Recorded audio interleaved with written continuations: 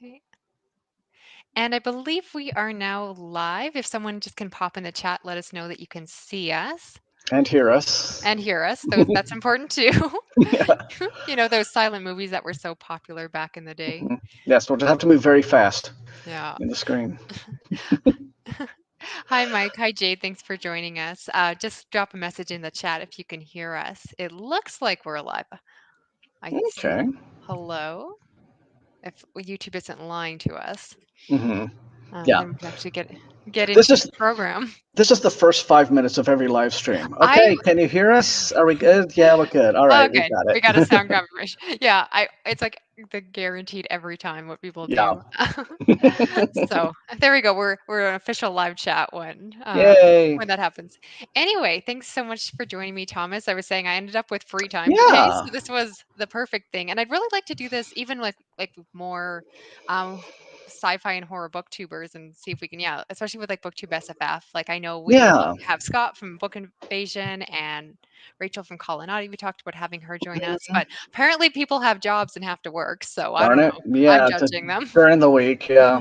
What can you do? Yeah, I know. Well, we had talked a bit before also maybe about like later on in the year, towards the end of the year, maybe doing uh, a stream about, talking about, say, the Hugo nominees and things like Yes. that. So Yes, that could be a potential idea.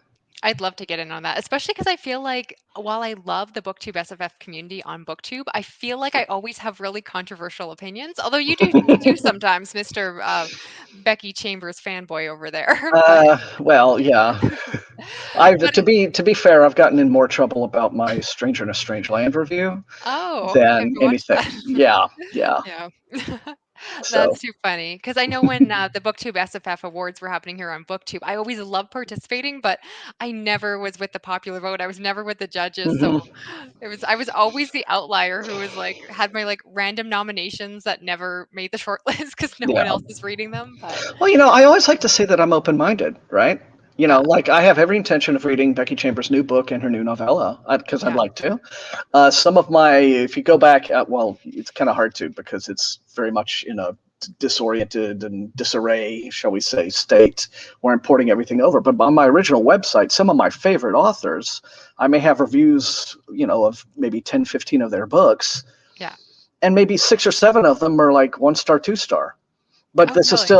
still a favorite author of mine, Yeah, because the stuff that's good is really, really good, and everybody has an off day. Not every writer is going to turn, every book is not going to be a work of genius. If yeah. As anyone who has ever read Stephen King in Have their you life, well, seen no, my I review haven't video this watched I morning? haven't watched that yet. I haven't watched it Yeah. yet, but I'm interested to see if your opinion of The Stand conforms with mine.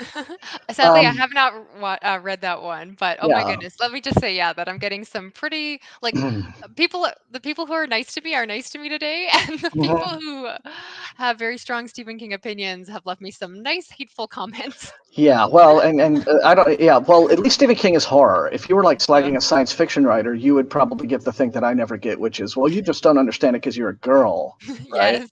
So, Yeah. Yeah, that is what I will say is as I started to read more science fiction, I will say mhm, that I do miss it, that I started to get more, especially fantasy, actually more fantasy than mhm, sci-fi, I'd say. But definitely I do get some more snide comments when I yeah, tried to review the Lightbringer series. That didn't go well. yeah, I got but some thoughts. But yeah, the horror but community outside of, if you don't mhm. roast Stephen King, nicest people ever. But you know what? I love Stephen King because again, when he is at his best, he can't be beat. Yes. But not everybody's every book is going to land with you. Yeah. That's just how reading and writing is. And your favorite book, the one you think is a masterpiece, is going to be one somebody else. It's like, what, really, that Yeah. one? What Yeah. about Oh, this one? exactly. No, I didn't get into that one. Really? What's wrong with Yeah. you? And see, that's the thing. Horror fans, science fiction fans, we love to argue, don't we? Yes. Yes, it's fun. Yes. So I was gonna say maybe we should, yeah, start by talking that it's September. So somebody is hosting Yeah. a little readathon called, was it Space Opera September? Space Opera September, yes. And if anybody watching it, if you're into it, I hope your first week has gone well. Yes. I was gonna say I've already finished Dune, so expect I enjoyed it for sure. hmm I was very nervous to get into that one. So I actually want to know a bit of like this is season two, so this you've done this. hmm Well, you did a redo of season one, so you've done a couple Right. years. But what I want to know is like obviously you could have done like just words science fiction readathon, but why Hmm. specifically space opera? Like, why was that the way you wanted to go? Right. Well, first off, it turns out to be fortunate that I did kind of narrow my focus like that, because someone else, I'm not exactly sure who, is hosting or co-hosting, or if there's a group of people hosting another readathon this month called Sci Fi September, which is more general. And so, me just focusing on space opera for my readathon means that the two readathons can easily overlap, right? You can literally read the same books for both readathon, and nobody's stepping on anybody's toes that way. But partly, I think it's because of all the subgenres of science fiction, whether you're talking cyberpunk or dystopia or post-apocalypse or what have you, space opera has just always been a favorite. Yeah. Star trekking across the universe, as it were. Yeah. And I feel like that is a particular subgenre of science fiction that, even maybe when the stories are really dark and violent and or what have you and scary, or it's still an optimistic vision of the future, right? Because all of these stories presume that space and space travel and reaching out to the universe and spreading out and all of that is going to be part of humanity's future. And it's a tonic to, for example, like what climate fiction, which is now becoming big, and that's very much a reflection of our reality. And I don't necessarily think that all those stories are deeply pessimistic, but those are stories that are like, all right, look, we're probably not going to space because we've wrecked our own planet. Now all of our Yeah. resources are going to have to go to that. Good climate fiction, then, I think, still tells generally optimistic stories, because because they show human resilience, right, in the face of all these catastrophes. But space opera still says, yes, your dreams of going and being in a rocket and what have you, it's a possible human future. you know Yeah. and maybe it's more acceptable to indulge that in fiction now than like being just Jeff Bezos and doing it in real life. Because when you do that, right, when you're a billionaire who decides, well, I have all this money, so I could, let's see, solve hunger or fly to space, on a giant dildo, I'll fly to space. Yeah. So that's it's like, so I feel like it's a part of science fiction that allows us to escape and to dream and to get away from the world and its troubles for a while. Yeah. No, I And thought this is.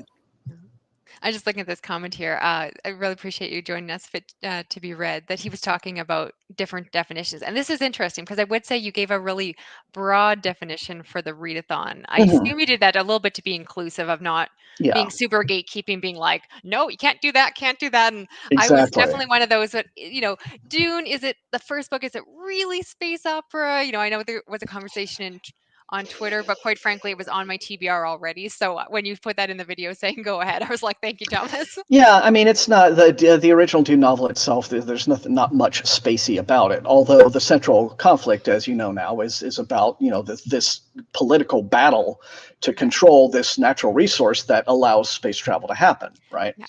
And so, and then of course, future volumes get and if you get into the sequels and the prequels, which yeah, I don't necessarily recommend because they're super variable. But a lot of those get more spacey in terms of the actual story content. But I'm not going to disallow Dune if people want to read it because the movie's coming out. Just like in season one, I didn't disallow The Left Hand of Darkness, Yeah. even though that's strictly a planet-bound story, but on another planet. But I'm like, look, I'm not going to tell people not to read one of the great classics of science fiction if they want to. So I'm not being a super rules lawyer about all of this, but if there's some kind of relationship to space travel, you know, uh, then yeah, go ahead and read what you like. Read what looks exciting and fun to you, because I Yeah. mainly want people to discover new stuff. Yeah. No, I think that makes a lot of sense. And I think, yeah, for me, like when I think of like the really quintessential, like, kind of tropey ones, it's typically that like ragtag group of adventurers or salvagers Mhm. and all of that go out. And usually there's like this ancient alien object or technology they come across. And then there's like global scale events. It's like you look at the expanse and all of that. I was Yeah, uh, always you high know, stakes. Yeah. yeah. So, and I do love that. Like, I think it's just very epic in scale. So I think like a lot of people who like those in movies, I find that that's a good way to Hmm. kind of lead them into books, like especially like Star Wars, which you could argue is more, people say what's more Hmm. space fantasy, but kind of the epic scale of it, for Hmm. sure. But I do appreciate that you were pretty slack, because I do remember, despite knowing the definition, I do remember making my space opera TBR for the first season, and then looking back, and I was like, none of these books are space opera. I was like, how did Thomas not like grill me for it? Yeah, There was well, a couple. There was one with like going through like multiverses, and there was the one about the colonization of Mars, which I mean they do get to Mars, yeah, and I they're in Mars, mean, but I was yeah, like, you kind of there was have to like a go through little, space to get to yeah. Mars, you know. So there's like the little section where they were flying to Mars. Yeah, I, there were only a very small yeah, few people who yeah. maybe like didn't really get the memo, and I had to like draw the line at stuff like, No Harry Potter. the fifth season, stuff like that. Yeah, It's like, yeah, yeah, totally no. I mean, yeah, great book, amazing book, yeah, not even remotely. So, yeah, yeah. but yeah, so I hope everyone who is into it is enjoying themselves. I needed the extra year because season two was taking longer to come together. Um, I've now given myself, I'm going to do the third and final season 2 years from now.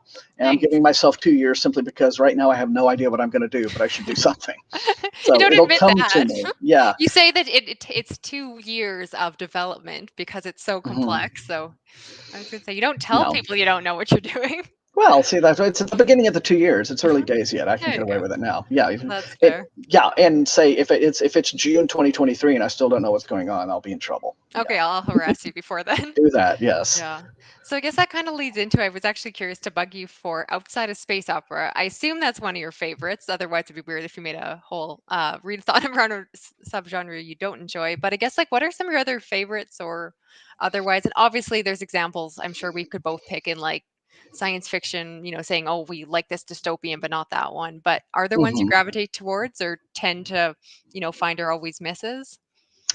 Well, generally, I'm not a fan of what in this day and age is being maybe labeled as dystopian fiction. Okay. Now I'm going to set that apart from climate fiction because although I hate the term cli-fi, please never say it. It's like borderline obscene. It's that close. I almost But said it. yeah, but climate fiction in a sense is dystopian, but at the same time, I feel like it actually maybe has a closer relationship to maybe traditional, um, say, post-apocalyptic fiction. Yeah. Right, fiction in the 20th century was still, and especially until the Soviet Union broke up, it was all about, oh, nuclear war and we're all going to die and how do we survive and all that kind of thing. So you had this whole generation of books, from going all the way back to the earliest days of the Cold War with like on the Beach by Neville Shute and George Stewart's Earth Abides. And then, of course, you had just decades and decades of, oh, the bomb stories, right? Nuclear Mhm. war and what have you. And some of them were like, very bleak, and some were more political, rah-rah action adventure. You kind of got that more in the 80s in the Reagan era, when you had like some writers were like, yes, there'll be a nuclear war, but don't worry because we'll win, right? And Yeah. so that was kind of the focus of apocalyptic fiction back then. Now it's shifted more towards, because we don't have, I mean, Russia's still kind of scary, but this whole kind of war games movie exchange of missiles is not really so much the existential threat that it was in the Reagan years. Now the existential threat is what's happening with the climate and everything that we're seeing now in terms of the harsh weather, the hurricanes, and pandemics, Yeah. and just and possible resource depletion, supply chains right now. A lot of stuff is you look at some store shelves and you're like, wow, that's really empty. So now we're kind of starting to see the effects of that, and that's now the climate fiction is sort of taking that to its extreme. And so I think it's probably more the new apocalyptic fiction than dystopian, but there can be maybe some elements of it. But when I say I don't care for what dystopian fiction has become these days, that's more of a reaction to how YA took dystopia, and with series like Divergent and The Hunger Games, turned dystopian fiction basically into superhero stories. Yeah. Right. And I mean, that's fine, because in a sense, because all right, kids, young readers, you give them a hero character that they can kind of identify with, and then that makes them feel like, yes, well, with enough pluck and determination, I can defeat horrible insurmountable odds, Mhm. in life. And so good. I mean, that's fine for that kind of messaging, if you want to. But at that point, it's no longer really dystopian, right? Yeah. I mean, if the Hunger Games were truly a dystopian novel, the minute Katniss jumped up and said, "I'm going to go in place of my sister," she would have been shot, and they would have taken the sister anyway, and the sister would have been killed within the first 5 minutes. Yeah. That's No, how to write the Hunger Games as dystopian fiction, right? that is Thomas's version, but I Yeah. definitely agree with what you're And saying. Like, all the kids would die. There would not be one survivor. Like the last two kids would kill each other mutually at the last minute, and there would yeah. be no survivor. Right. Oh, exactly. So that's how to make that. If you want to get really dystopian, Yeah. you got to get ugly. And so so I think a lot of other readers, they've tired also of some of the other tropes of maybe YA dystopia, like the love triangles and all the areas where the stories were more about emotional button mashing than really spinning a good narrative. Yeah. But For me, I think I that's my always loved opinion. like it was always the roots and I guess like, really the depth of dystopian that works for me. Like one of my Hmm. favorites, of course, because I'm Canadian, it's obligatory that I love The Handmaid's Tale. And so with some like The Hmm. Hunger Games, and full disclosure, like I'm not here to rag on it by any means. Like I did Hmm. read, and at the time, I'm pretty sure in college I gave it 5 stars. I was like, oh my gosh, this is so fun. But Hmm. I remember after the fact being like, well, why is the government evil? Like it's just people being evil for being evil. I love a bad guy. I mean, obviously, for the Hmm. fiction I read, I love villains, but I love to understand whether the villain be a person or an institution. I want to always see the why behind it, not necessarily to justify or make them sympathetic, Yes. but I am someone like, Yes. I mean, I do enjoy Michael Myers, obviously, who doesn't have a backstory, but I do really like to have like, yeah, the You at depth. But least need to understand what's happening, even if it's crazy, right? yeah, and so I remember And that's what I missed there is that I find a lot of them are just shallow of just mhm. not, or at least not providing us with what I'm looking for when I'm picking them up. Go ahead. Well, that was what I was just going to say. You have mirrored one of my main critiques of The Hunger Games, the novel, which I don't review on my channel, but it's on my website. Yeah. I reviewed it when it came out. Did a written review of it, and my two big criticisms were: first off, why is Suzanne Collins completely ignoring the moral implications of this world that she's created? I mean, what did it take to turn this entire society of people into folks that are filled with bloodlust, and their main form of annual entertainment is watching underage kids literally murder each other, you Yeah. know, like literal murder. Okay. I mean, because and it's what turned them into those kinds of Yeah. just amoral beasts. And then another criticism that I had was that there is no sense in the entire trilogy of any kind of world outside the immediate scope of the story. So what's happening in other countries, other parts of the world? I mean, what is Panem? What is does the United Nations still exist? Do other countries have their own Hunger Games? Is Panem this kind of pariah state like North Yeah. Korea because of what they do? She explores none of this. I mean, the world building is just paper thin. And Yeah. it's really all about just kind of building up just this kind of romantic superhero character for Katniss Everdeen, Yeah. which I guess is it's fine if you're like a young reader looking for that sort of maybe role model in your fiction. But as I read it as like a grown-up science fiction fan, and so I kind of judged it maybe on with a different set of criteria than maybe its target audience would have judged it. Because I Yeah. look at it as science fiction, and science fiction, I'm like, well, do I believe this world? Do I believe this future? And I just couldn't say that about the Hunger Games. So Yeah. No, shrug. definitely. Yeah. I was gonna say, zipping off topic for just a moment, I'm just gonna give a plug for the Netflix show How to Become a Tyrant or Dictator. I'm forgetting the title, but it's like a Okay. Netflix documentary that basically goes through all the major, modern, leaders like Hitler, Stalin, etc. Hmm. And it's just fascinating just because it goes through exactly like how they gain power and how they control. And it's basically all the things that I want in those dystopian is to really see exactly like the except the meat. I want to know how they got into those positions. And that's at least what's Right. interesting to me. But otherwise, I guess obviously, and I do appreciate you making the distinction because they often get crossed over. Do you enjoy post-apocalyptic? Like have you been a fan of these? Not for us to get too into current events, but like have you been a Hmm. fan of all these like pandemic fiction and viral outbreaks? Like obviously you love The Stand. Well, I mean, I love one third of the stand. I like one third of the stand, and I hate one third of the stand. So I have and The Stand is, it's broken up into these three parts. And so, and I think the first part is probably the best thing Stephen King ever wrote. And I didn't, my opinion kind of drops from there. Oh, But that's yeah, that's like my opinion of 70s by Neil Stephenson. It was like but 5 stars, 3 stars. It's like, yeah, but having uh-huh. said that, yeah, that first part of the Stand, when like the Captain Trips plague is just, just burning just setting all of society on fire, is some of the most incredible horror writing anyone's ever done. I mean, you Yeah. believe every second of it.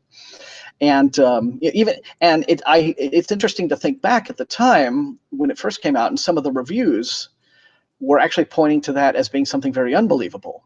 So what, a mutated flu virus has wiped out 99% of the population? How am I supposed to believe that? Well, I mean, certainly, I mean, COVID isn't that bad, but the point is, it's like, we've got something right now that's pretty bad. There's no reason to just think nothing worse could happen, right? And we Yeah. need to be prepared for these things. But in terms of like post-apocalyptic fiction, have I liked them? I mean, sure, I've liked some. Usually, it all comes down, like any other book, to the strength of the story. Um, I need to reread it now as an older man, but when I was really young, I was very taken with um, the first of Kim Stanley Robinson's Three Californias novels, Yeah. called The Wild Shore, Yeah. which was an awards finalist the same year as Neuromancer. Neuromancer won everything that year. But Probably. but I thought that it was equally as powerful, despite being a much different type of story. It's possible also at that age I was really relating to some of the protagonists, because it's like this group of young boys who are friends, kind of navigating this again, post-nuclear Holocaust future. Um, so yes, I mean, yeah, I've liked quite a few apocalyptic SF stories. Admittedly, I haven't read everything right now in the current run of climate fiction and pandemic fiction and what have you. But if I get around to them, they'll either work for me or they won't, for the same reason that any other book will work or not. I need to believe it. It needs to tell a tight, entertaining tale. That's fair. I don't know if you saw Mhm. Jade's comment. She was asking if you've seen the newest adaptation of The Stand. I assume she wants to know if it's good or not. I haven't, because I don't get that particular streaming service. Um, I I was speaking to a friend of mine on Facebook who was like a big movie guy, one of my movie friends, and I was talking about how much I disliked the old Hmm. miniseries version of it, because the villains are like cartoon characters, and Speaking of and good villains, yeah, necessary. and he said back to me, well, if you think if you thought that was full of cartoon characters, wait till you see the new ones. So it's kind of left me a little bit. But I don't know. I mean, if I get a chance to check it out, I will. But I'm not the person to go for a You won't give proper a opinion on that one yet. So yeah, totally fair. let's say I'm still thinking about watching the newsstand. Yeah.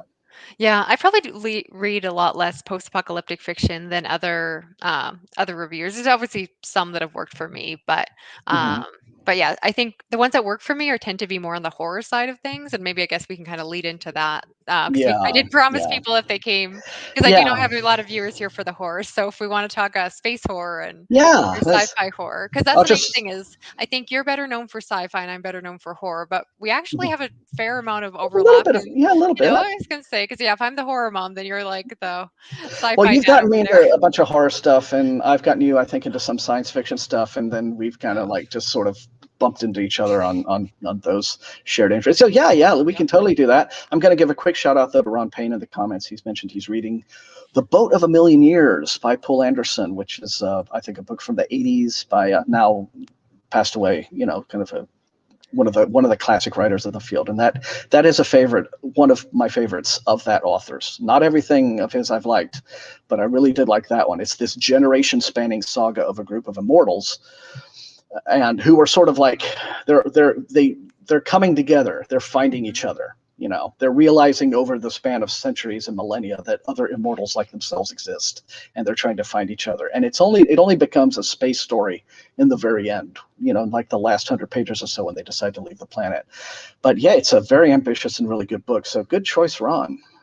you seriously know every book. And we can maybe circle back to this at the end, but I think it's pretty interesting. Just like because if people don't know, we're book battling ourselves or each Hmm. other rather. I guess I'm book battling myself. That doesn't sound right. For Space Opera September. So meaning, if for those of you that aren't following the readathon, he challenged me to read a book, and I challenged him to read a book, and.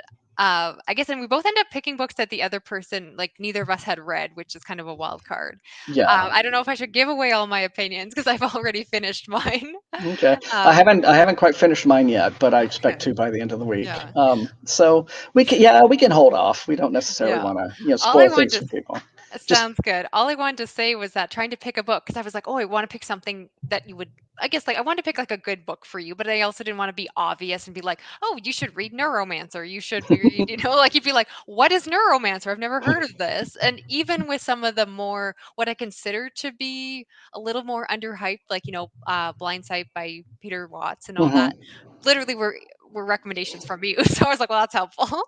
Just so I had to do a lot of head scratching, and yeah, sure enough, like you had both the books that I suggested and all that. But yeah, we can. Yeah, that was just like a lucky kind of bullseye there. Oh, So because yeah, I'm convinced you know every single science fiction book out there. I would not say that, no, but So going back to space opera and, or sorry, rather space horror and other sci-fi horror, Mike wants to, wants us to tell him why he should read Ship of Fools, which I've been yelling about for a while, and again was another recommendation from you. yeah. Well, I think that is it's an interesting example of how to do space horror and the kind of overlap between science fiction and horror in a way that is original and interesting. I'm gonna so in order to kind of start this discussion, maybe I should I'll talk a little bit about why I don't think we see more science fiction horror than we That was do. gonna be, yeah, that was gonna be my question to you. So perfect. Yeah, and I think a lot of that is because the the two genres, when you get right down to it, they're kind of at odds in terms of their thematic interests. The ideology behind the stories. Science fiction, as I said earlier, by and large, it's an optimistic genre, right? I mean, Yeah. even if you have bleak, horrible stories, they usually tend to be stories about, yes, humanity has a future, and at the end of the day, the universe, whatever it might throw at us, is ultimately knowable, right? Yeah. We can use our mighty pink monkey brains and we can science the universe into understanding, right? We can do Yeah. all of that. We can all be, Mark Watney, and figure these things out with our ingenuity. Science fiction is optimistic, not only about the future but about humanity's place in it. Yes. Horror is the opposite of this. Oh, Horror comes from the the Gothic tradition. It is it stems from, there are forces in the universe we can't understand, and they're scary and they want to hurt us. And it's also a genre, I think, that is more kind of focused on the relationship of the past and the present, not so much the future. Usually in horror, there is some kind of horrible thing that has happened, and now people are dealing with the ramifications of that. So it's, oh no, we like bullied the poor kid in school, and now he's out stabbing us all. Stuff like that, right? It tends to be about moral consequences, deep, existential fears that we have about mortality and what have you. So not super optimistic, really, at least not in the way that science fiction is optimistic. So it is. So in a sense, there's kind of like, all right, how do we get the chocolate and the peanut butter to kind of mix here if we want to do space horror? And most of the time, what you find in science fiction horror, it tends to be they approach very simplistic, easy to grasp premises, right? Like monster stories, right? You get aliens and the Yes. thing and stuff like that. There's some kind of threat, some scary space monster, and we have to defeat it and what have you.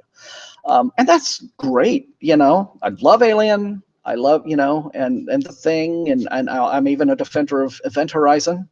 Really enjoy that movie too, even though it like makes no sense half the time, but it's still a blast to watch. But you don't tend to get too many science fiction novels that try to get into deeper themes. In terms of, what, like, what how do we relate to the universe and existence and everything. And I feel like, and so when let's see, when Ban M in the comments mentions that he was expecting more of an alien vibe from Ship of Fools. So that's understandable, right? Because that's what we're used to seeing when we see like horror stories set on spaceships. It's usually like the scary beast is attacking, or someone's been infected by the alien spores or what have you.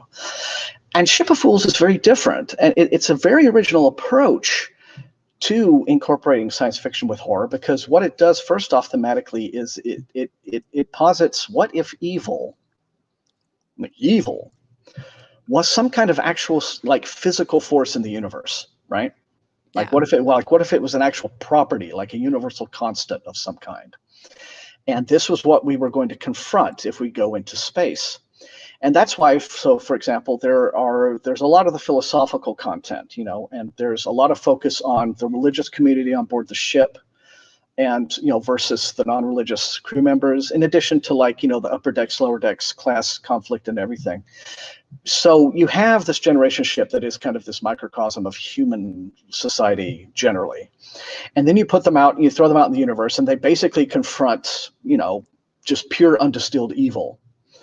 In the form of this derelict, which probably is not a derelict, right? It's probably not anything that it looks like, or it's presenting itself to be. We that's one of the master strokes of that book, is like we never really know or learn what that thing is that they Yeah. find, and so it becomes defeating. It becomes kind of a test of like the inner moral strength of the characters. And particularly like the captain of the vessel, who had been slacking on his job, and he's had lost his morale, and he's drinking heavily, and more of the command of the ship is going to like the church leaders and what have you, and he kind of has to find it in himself to step up. So it's a book that I think is more invested perhaps in its ideas, and so being an idea book, I think that makes it a bit closer to science fiction. Than horror, but the horror stuff, when it comes, is very visceral, and I really like how the book paces that out, and it just kind of very slowly sort of lures you in, and then hits you with something, and slowly lures you in a little more and hits you with something.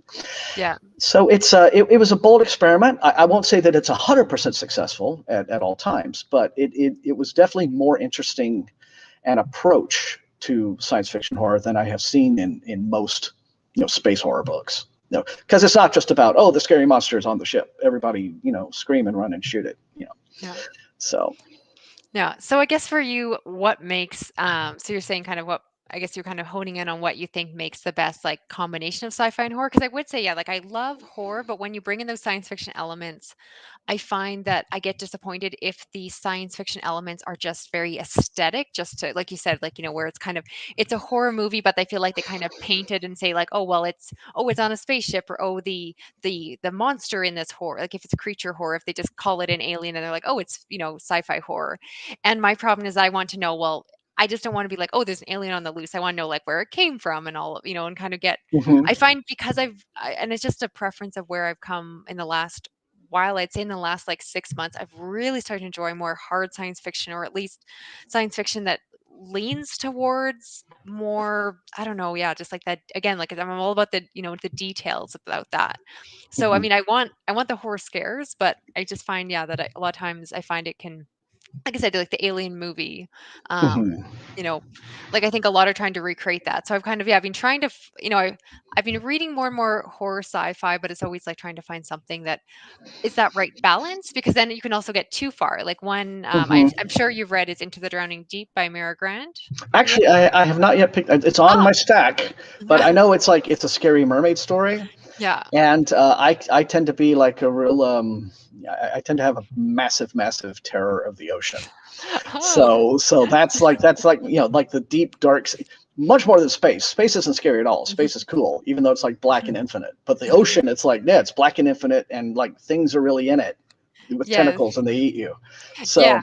Well, I so won't give away I've too got much. it, but I'm just sort of like, Yeah, that might be Yeah. perfect for you then, because I would say that I always go back and forth. I recommend it in my horror videos, I recommend it in my sci-fi videos, and I do think it's a good creature horror, but Mira Grant spends a lot of time building up, talks about just in general about, true information about ocean conservation and marine biology and all Hmm. that, and really gives like grounds the mermaids in the story because I'm not going to give it away. Yes, of course, there actually are mermaids, and gives them this whole like biological profile and everything. But Hmm. I know a lot of my friends who only read horror don't like how much science she just, it's kind of, a Put in dump there, of like yeah. science. But for me, I'm like, I love those details, but it doesn't read like to me until you get into like the action gruesome moments. A lot of it more reads like sci-fi. So I go back and forth. My book club actually read it for my Patreon group, and I was happy most people liked it, but I was kind of like, is this a science fiction book with horror? Is it first and foremost science fiction, or is it first and foremost horror? And I find I hear both, but basically I hear a lot more that horror readers will call it science fiction, and science fiction readers will call it horror. Hmm. And so I Yeah. do find like, it seems to depend on which one. Yeah, I guess that is just an indication of how tough a tightrope that is to walk, right? Between Yeah. these two genres that are fundamentally opposed when it comes to their themes and their messaging and their artistic goals. So how do you try to draw these two disparate worldviews together? Um, so yeah, I can. So sometimes it will work in a way to where fans of one will say, well, there's too much of the other thing and not enough of what I like, and vice versa. So yeah, it can be very difficult to kind of really balance it, where you have the science fiction and the horror kind of Yeah. both at equally satisfying levels. And Yeah. I completely understand that if I hear that criticism from a reader. Even if it's a book I liked, I might be like, yeah, okay, I can see why you didn't really, it didn't give you what you wanted. Yeah, because another one, like probably one of my favorite. I'll just pause here to say, Jade also shares your, loves and appreciates your share of ocean horror. So she sounds like she's right there with you.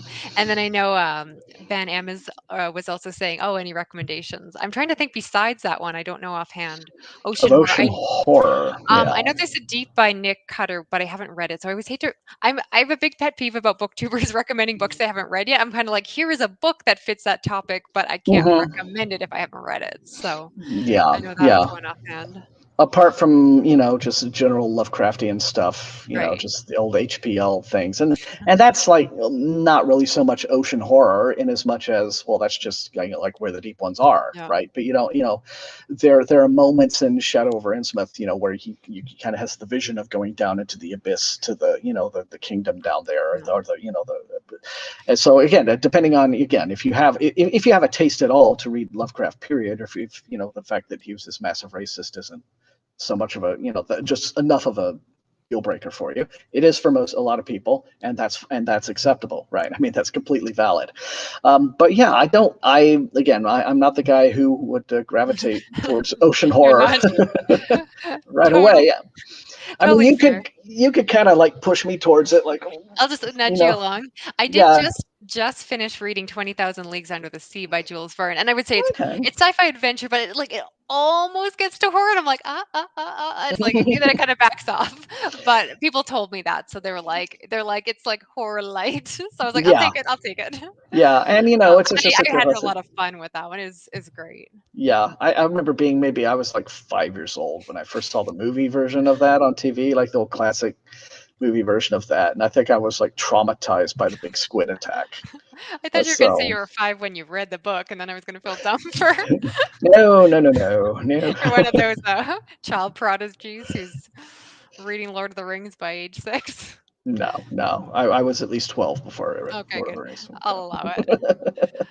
Oh, that's so funny.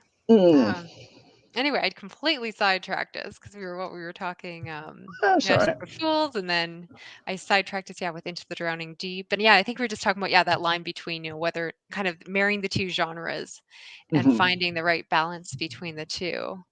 Yeah. And then, yeah, I totally, we were going in a direction, and then I was like, whoa, whoa, whoa, let's stop. And I keep going Hmm. off screen too.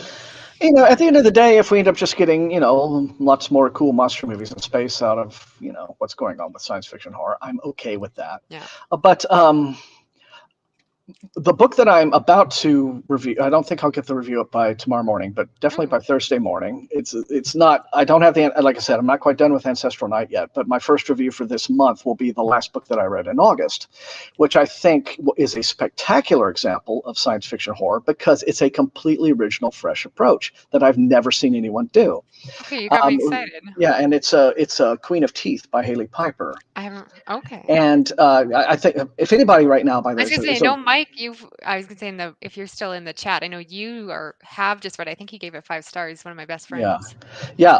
If anybody in the field of horror, especially independent horror and also LGBT horror, is a rising star at the moment, it's Haley Piper. And The Worm and the Kings was this like absolutely amazing kind of Lovecraftian thing set in New York, which like went farther than Lovecraft ever dared to at the end. And that's what I love about her stuff is just that she goes there, right? I mean, she'll just go there. You're like, and you're like, you're not going to go there, are you? And it's like, yeah, watch. It's like, oh God, you went there, didn't you? Watch. Yes, I'll go further now. Yeah. And so it starts out as it's a book that works on so many levels. It's a black comedy. It's a satire, about it's I, you know the world of big pharma, for example, and scientific experiments and things, what have you, just affecting people. It's also kind of a dystopian story. Well, very much a dystopian story. It's just unbelievable body horror, which starts out as a story of this young queer woman who discovers it starts with a little thing called vagina dentata, and then it gets like, and then it doesn't stop there. It just gets worse and worse until we basically have our protagonist who has essentially the backstory is many years ago, and this is a sort of like alternate timeline America. This pharmaceutical company unleashed an experimental virus on the population, and with the result that babies were born as these creatures called chimeras, which is that they were going to be twins, but one of them absorbed the other in the womb.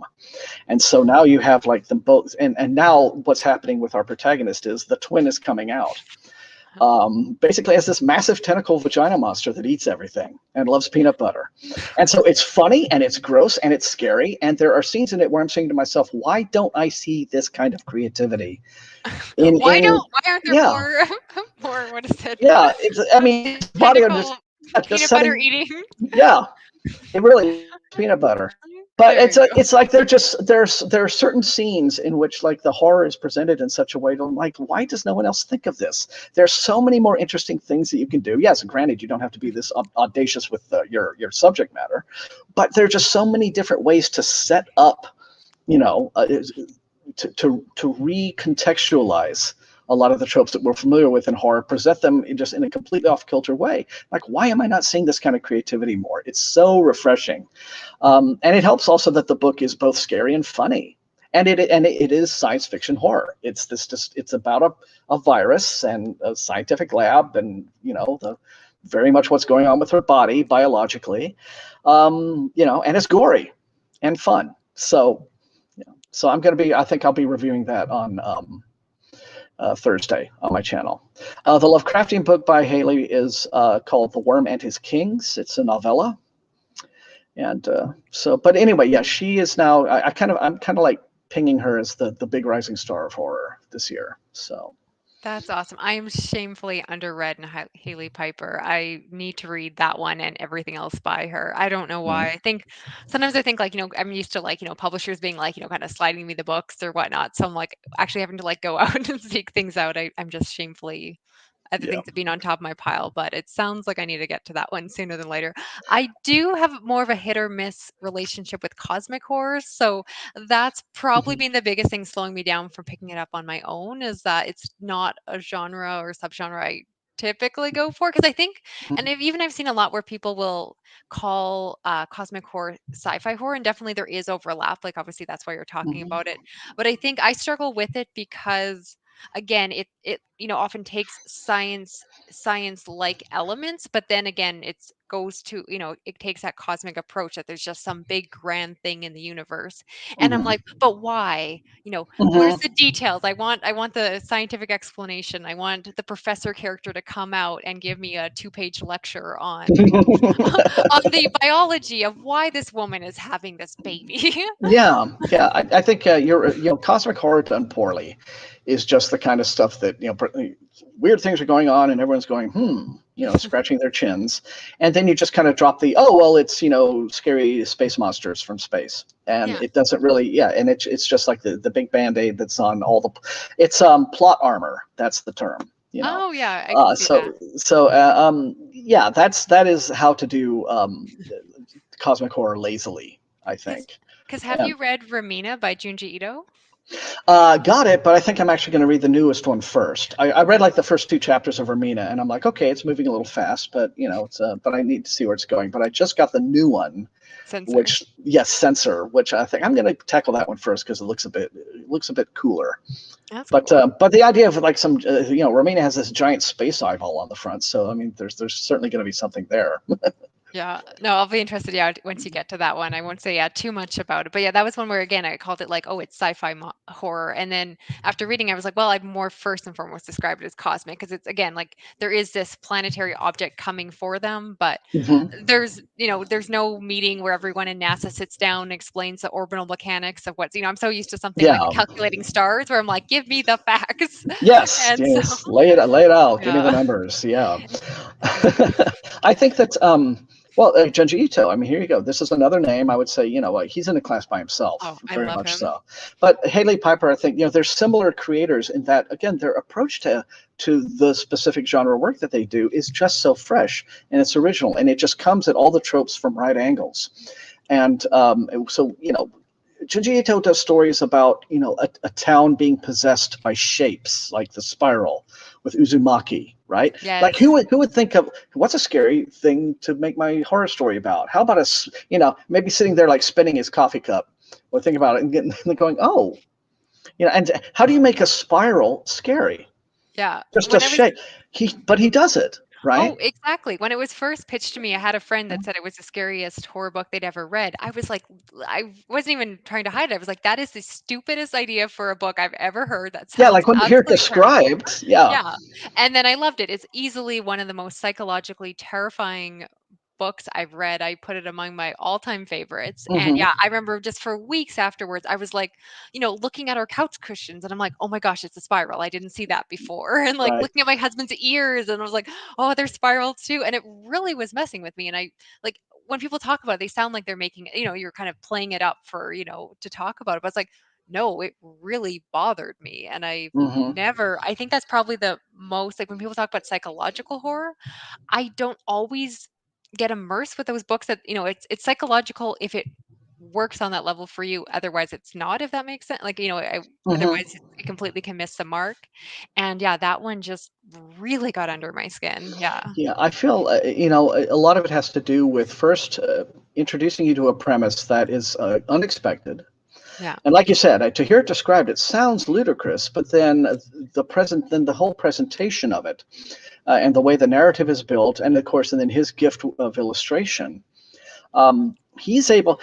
Here's another thing that he does that I don't read comics these days like I used to back when I was like in college in the 90s or something. I was all over comics, and especially like these indie comics and small press comics. But Junji Ito does something that no comic illustrator has ever been able to do, at least in terms of how I respond to the work, which is he can just draw a thing that is scary. Like Yes. he can just produce an illustration that is legitimately frightening to look at. Yeah. And whereas a lot of other, again, it's the whole taking the unconventional approach as opposed to, say, traditional horror comics where it's from the EC, like the old EC comics like Vault of Horror and the zombies lurching out of the swamp and everything. That's fun, right? I mean, all that stuff is fun. All the old EC stuff that was getting banned and everyone's freaking out about it, back in the 1950s. You look, it's cool, it's fun to read, but that's what it is. It's not scary. It's not scary to read as a comic book. You don't look at some shambling zombie, a pen and ink drawing of a shambling zombie, and feel fear. You may feel entertainment, but I don't feel like this gut visceral fear.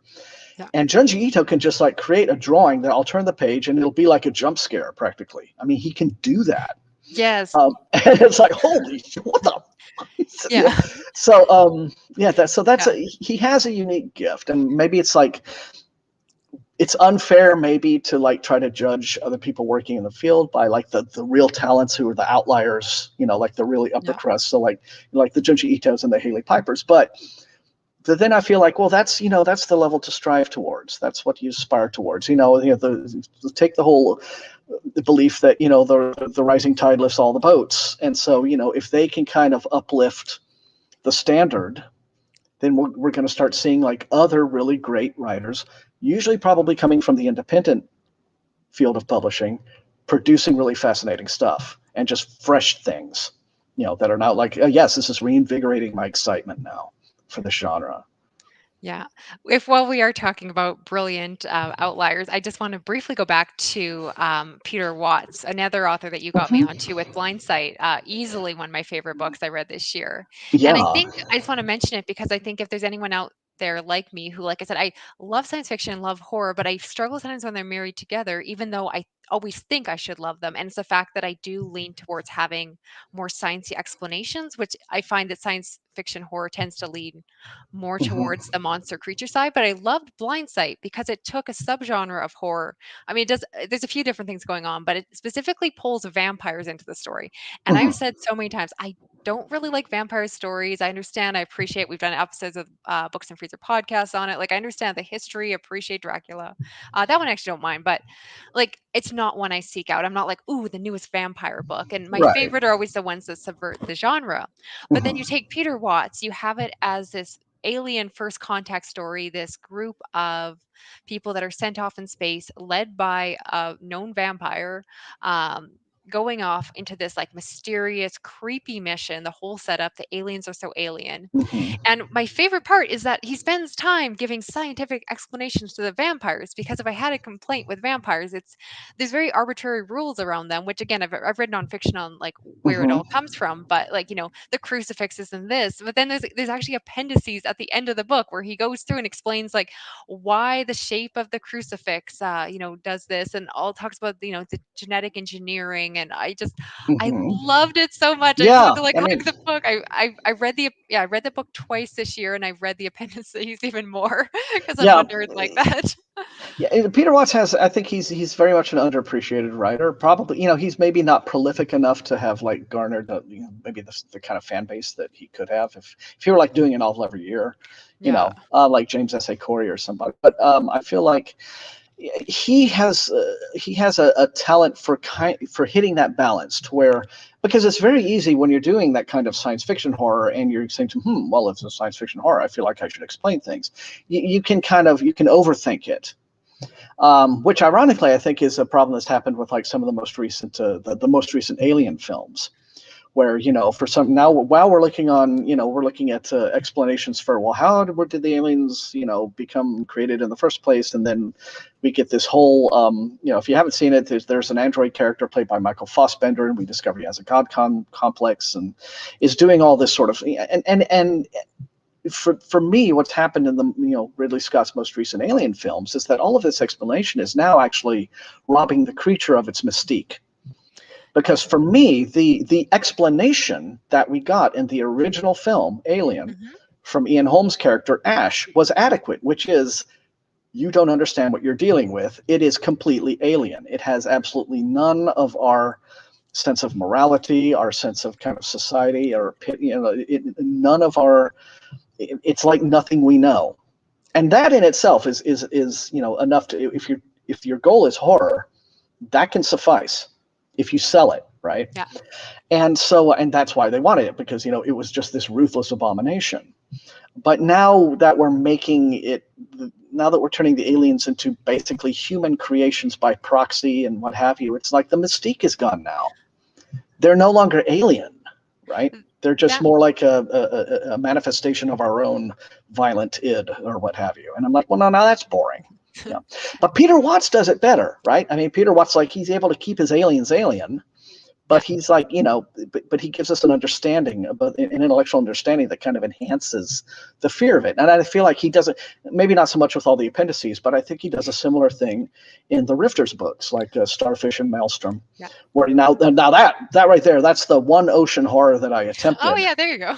And I Yeah. was like, oh, okay. And it's like Starfish, I like read over a period of maybe a month because I'd have to put, okay, that's enough for now. Because that's just me, right? Just go up to, like, high ground before you. Yeah. But again, he really kind of comes up with all this convincing, all of Yeah. this explanation about how, you get the people have been genetically modified to like live in the deep ocean and what have you. And yeah, so there's some real nightmare fuel in there, but Yeah. it all makes sense at the same time. It works as both horror and science fiction. So. Yeah, because I think that almost what you said kind of hits the nail on the head. Like for me, you talk about the difference. Like for you, you see it as the challenge of science fiction horror being optimism versus not necessarily pessimism, but obviously the darker side. But I think it's more that horror is all about the mystery and the suspense, and so much of that relies on exactly fear, which is typically the fear of the unknown. And then typically, Mhm. kind of once you pull the curtain back and go, oh, it was this all the ways along. I think it kind of takes away that mystique. And Yeah. like I said, and the science fiction that I prefer, just if I'm just reading a straight science fiction, tends to be those ones that give that more detail. So I think it's, yeah, like Peter Watts is one of the few that I feel like could give me a lot of information without Hmm. losing the suspense and tension. And definitely, like you said, he still left a lot of mystique. The aliens themselves were very alien Hmm. and stayed that way, I think. So it kind of did a good balance, because I think, yeah, that like is like I said, kind of the challenge is, like I said, if Mira Grant in Into the Drowning Deep spends so much time teaching us about the mermaids, do they become more human and more relatable and less these other creatures once you start to understand their full biology? And I think it almost starts to lean into more like, oh, what was that go what was that movie that was so popular? That Shape of, fantasy book, Shape of Shape Water. of Water. Yeah, where exactly you kind Hmm. of kind of take the same concept, but it obviously people called it horror, but it very much the creature Yeah. became so sympathetic. That's a whole other thing Well, I that feel like, became yeah. I mean, I yeah, feel like that was actually, it's more of it was a romance, right? exactly, It yeah, was a and romance. so I feel yeah. like that was one of those movies where Guillermo del Toro, whom Mhm. I still desperately hope one day he gets to make his At the Mountains of Madness adaptation. Oh, I'd But love to. he just, you can tell that when he was a kid, he was like, watching Creature from the Black Lagoon and Yes. thinking to himself, well, this is really great, but those two really need to get it on. And so when he grew up, he made that movie, and he Yeah. did it so well that he won an Oscar for it. So there you No. go, right? That That's dedication for you. that is a perfect way to say it. Someone asked here, and then we'll probably wrap it up. Best modern cosmic horror. I think you kind of answered your pick. It sounds like. Mhm. We- I think so. I mean, I feel like if you're talking about Haley, I feel like that's just one example of a kind of. She's also, it's another thing. She's unpredictable from story to story. So while The Worm and His Kings does take that cosmic horror as an inspiration, ultimately, all of her stories do kind of come down to the characters, the narrators. These are people who, again, being an LGBT writer herself, she's focused on this whole theme of where do I fit in, and belonging versus not belonging, and those kinds of emotional, realities, and so all of her stories ultimately do kind of come down to the character, and sometimes maybe the character deciding, all right, well, fine, I'm just gonna, maybe they kind of become little Frankensteins themselves, but you realize that there is a legitimate, there's a motivation there that you can relate to. You can say, yeah, well, I mean, look how you've been treated, right? yeah. So, but gosh, it depends, I guess, what you mean by who's doing the Lovecraftian horror best now, because there are a lot of writers who have dipped their toes into that, with the express goal of, yes, but we're going to kind of reinvent some of these ideas. And I think some of them have been done very well. I like the way Cassandra Caw she had two novellas for Tor.com, which kind of take the Lovecraftian thing and they slip it into sort of a noir Yeah. mystery scenario. And she did those two novels. Those were fun. Um, Ruth Anna Emrys did a couple of books. Wintertide and Deep Roots, which again were very. She directly name checks several like characters and stories, from Lovecraft in those books.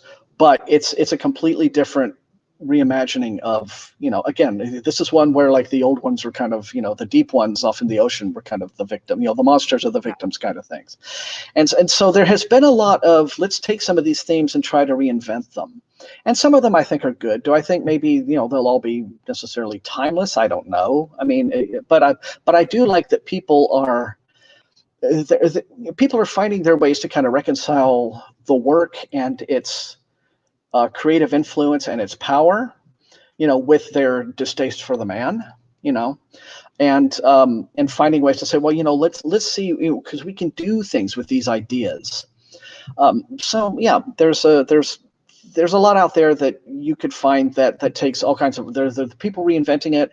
And then if you want to go back maybe a few 10, 15, 20 years, if you just want like pure a very traditional take on Lovecraft with some new stuff, but mainly it's very faithful to the tone of it, you can read a guy named Brian Lumley, who has all of his Titus Crow stories, the character Titus Crow, with books like The Burrowers Beneath. And these are just fun, very traditionally Lovecraftian tales. They move like greased lightning, and they're a blast. And he really kind of gets it. But they're very much in the traditional wheelhouse of Lovecraftian horror. So a lot of folks doing it, but everyone is kind of giving it their own spin.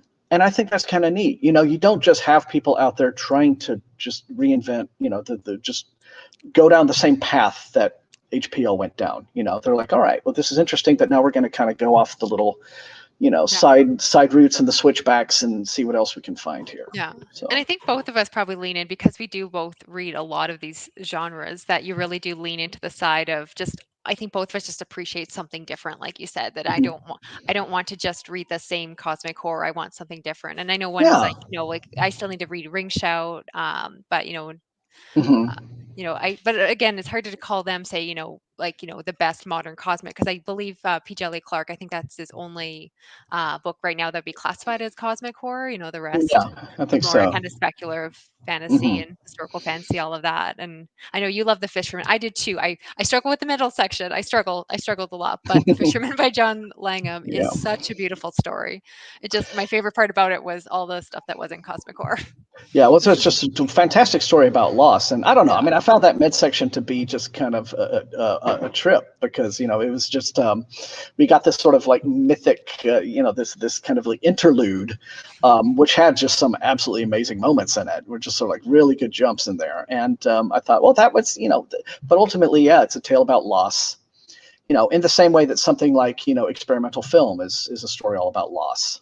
Yeah. And how we process loss. And so, I think ultimately, I think when it comes down, in whatever genre you're working in, it's always got to be about how are the characters moving through the world. Yes. And and if we identify with them and we care about them and we follow them to through whatever kind of hell they're going with, we say, all right, I'm going to go on this journey with you. Then I think you have a good story. No, that sounds good. Well, I'm starting to hear my toddler sing in the other room, so we should probably wrap Ah. it up. He is lucky. He's just like la la la. Well, we got a good hour out of this, and I Yeah. really So appreciate you just messaging me to say, hey, let's do this, because it's been fun. I appreciate you being up for, very last minute spontaneous. If it does work, I would really love to be in on any, like BookTube SFF, if you'd want to talk Hugos or something like Yeah, that. Like, I just enjoy the community. I think, like, as you even put up on Twitter saying, let's not do this every 4 or 5 years. That yeah, I just, like I said, I love the people. I love the conversations. I think there's a lot of really interesting books coming out. And again, like it's the fact, like, I will read an amazing book and then I'm like, I need someone to talk about this with. And yeah, yeah. You really, and yeah. people's lives kind of go their different directions, and Oh yeah. I feel still very fortunate to be in touch with a lot of folks, even though they may not be booktubing as much anymore. Some folks have decided to leave the community, and that's Oh, fine. cool I stuff. miss them. I miss them very much, but I hope they're doing well in whatever their current ventures are. But yeah, these kinds of things were probably something that we were doing more when we were all kind of new to the game, and it was very fresh, and we can do Yeah. live shows. So I'd love to kind of not let's bring some of this back. Why Yeah. not? Yeah. So yeah, definitely if you all enjoyed this, feel free afterwards to leave comments. If you have suggestions, I guess, for different themes or topics you'd want to see, so we kind of have a direction for a future live stream. If you're interested in a Hugo discussion, I was going to say that live streams are a little bit nerve wracking because people don't realize that when I have that nice little like swish on the screen and I'm suddenly talking about something else, it definitely means I flubbed my words the first time around in a video. Oh, The I'm the magic of editing. I'm the worst. I'm like, oh, and this book about this, and then I thought, all right, Yeah, cut, I'm all like, start okay, over. start Yeah. over. Yeah, So I do exactly. more of that than yeah. We're oh yeah, here we are pulling the curtain back ourselves. Yeah, We don't do right. this all So brilliantly you in no, one you can take. see the real booktube horror behind the curtain. The horror in booktube is behind the curtain, not in There front. you So go. Beautiful. Well, thanks again, Thomas. This is yeah, really thank fun. you, thank Like you. I said, definitely message me anytime. And like I said, love for people. Thank everyone who watched and participated and dropped comments. And if you're watching this afterwards, I'm planning on having this saved up on YouTube for people to rewatch. And so, yeah, I'd love to hear comments on what we talked about, as well as, like I said, if you'd have something, like I said, a kind of an idea for a future live stream, I'd love to hear that too, because this was Yeah, a lot of fun. And yeah, just was kind of the highlight of my day. I needed something to kind of pick me up on a slow, yeah. was it Tuesday? Right, and it's still we're still in the first week of September. So if you want to jump in on Space Opera September and meet some folks there, there's still plenty of time. Yes. So if anyone is somehow not yet subscribed to Thomas, I'm going to plug his channel. It's already in the description box. So go click. I think everyone who subscribes to me knows it. But honestly, I watch all of Thomas's videos as soon as they come out. Aw. I'm one of those like obnoxious people. Don't always comment because I'm also one of those people. But That really too. enjoy your Sometimes I comments. lurk. Sometimes I lurk. I'm a big lurker. So, but yeah, I just want to say if anyone hasn't checked him out for both science fiction, horror, as well as a lot of great adult fantasy reviews. So, anyway, I'm going to cut it off here. Kiddos, more yelling than singing. So, it's probably time for Mama to go and Maybe feed that that beast. time. And Yeah. in the same boat, I think I'm hearing some yapping outside in the puppy pen. So maybe We're some in the people, same boat. the kids want attention. So Oh, I was say going no to way. say. Tell ya. So demanding. All right. Thanks again, everyone. I'm going to cut Okay. it off here. Okay. So Bye. long.